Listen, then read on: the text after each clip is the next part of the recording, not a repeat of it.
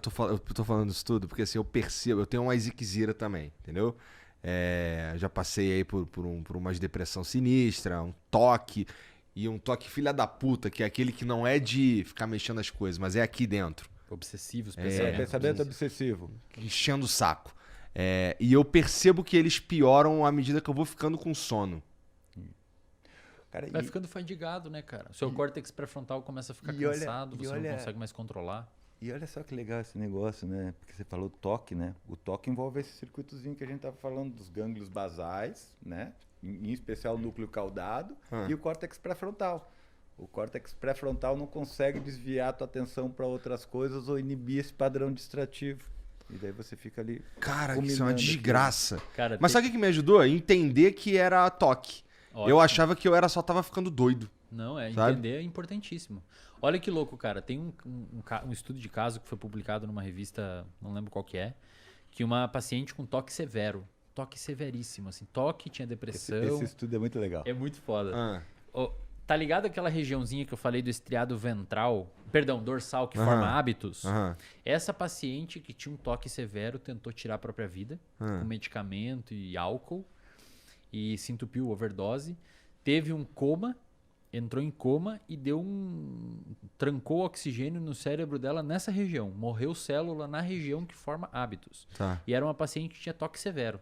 Ela ficou em Além da coma- depressão, ela tinha toque, É. ela tinha comorbidades, que a gente chama. São duas doenças mentais juntas ocorrendo ao mesmo tempo. Quando ela acordou depois de uns 2, 3 meses de coma, ela fez uma lesão nessa região dos hábitos e ela acordou sem o toque. Ela foi curada do toque pela lesão.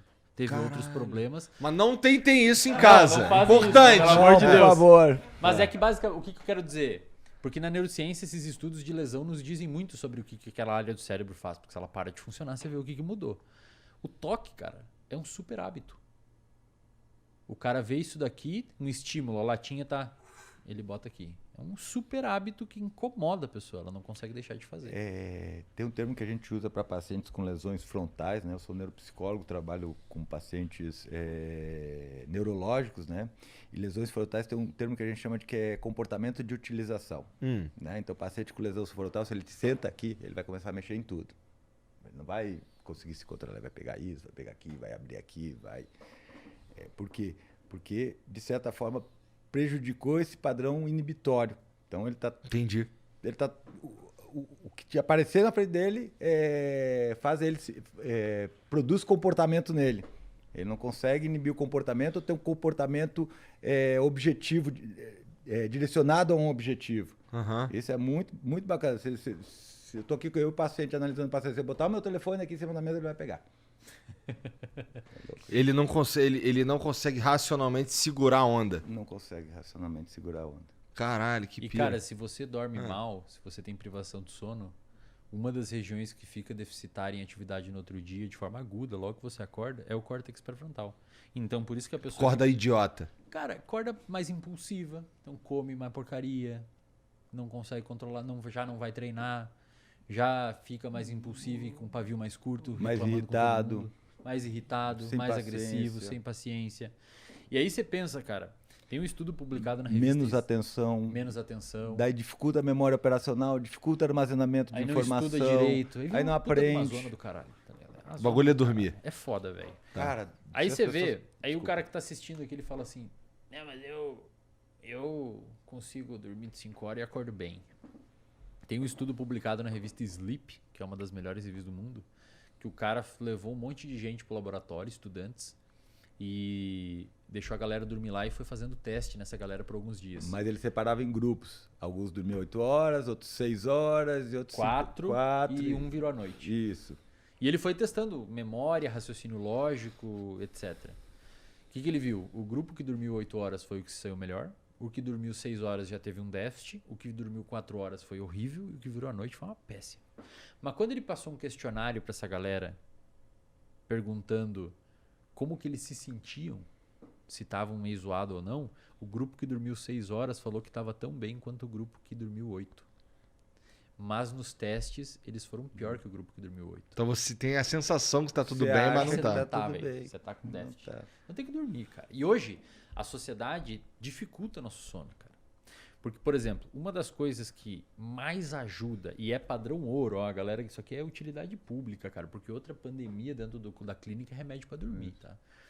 Perfeito. Uma das coisas padrão ouro para tratar insônia é o que a gente chama de higiene do sono. O que é higiene do sono? Você entender o comportamento você entender o ato de dormir como um comportamento. Então, quando você está chegando à noite, que você começa a escurecer, você tem que começar a diminuir as luzes brancas, parar de fazer atividades que te deixam muito elétrico, evitar o uso de psicoestimulante, usar luzes quentes, isto é, luzes mais avermelhadas, mais amareladas, porque lembra o fogo. Por que meia-noite se chama meia-noite, cara? Porque é no meio da noite.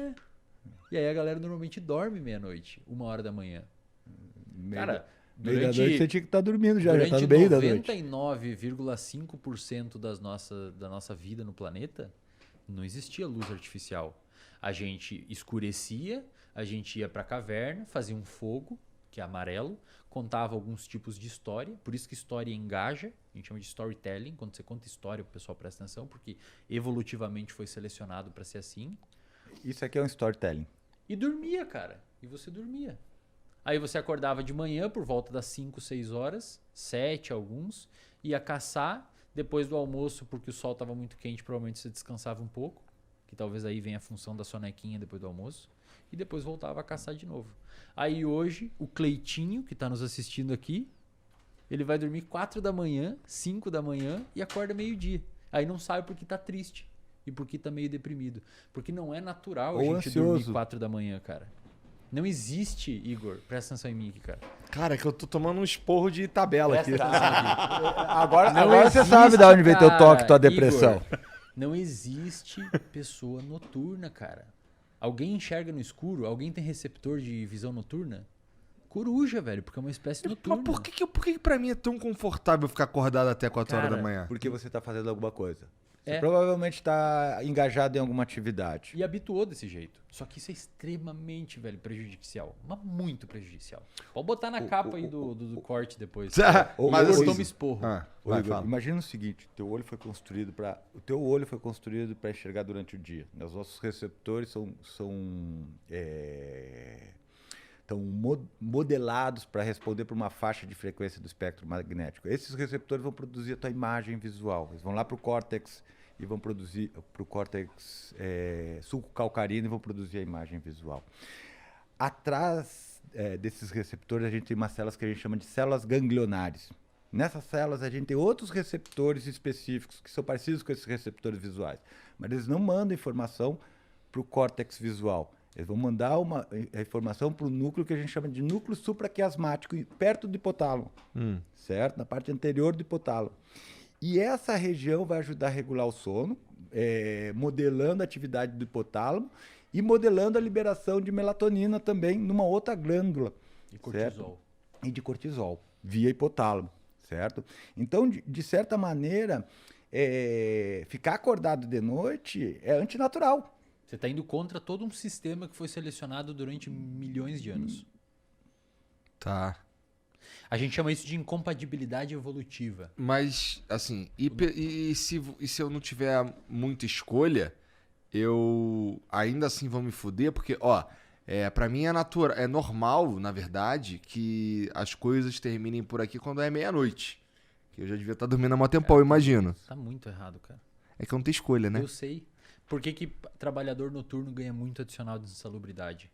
Porque é péssimo pra saúde fazer plantão. Cara, eu já atendi muito médico depressivo que eu sugeri tirar o plantão, o cara melhorou. Não é normal ficar dormindo tarde, cara. Pensa assim, ó, a gente chama isso de Hoje já incompatibilidade. deu ruim aí no... Vamos morrer já.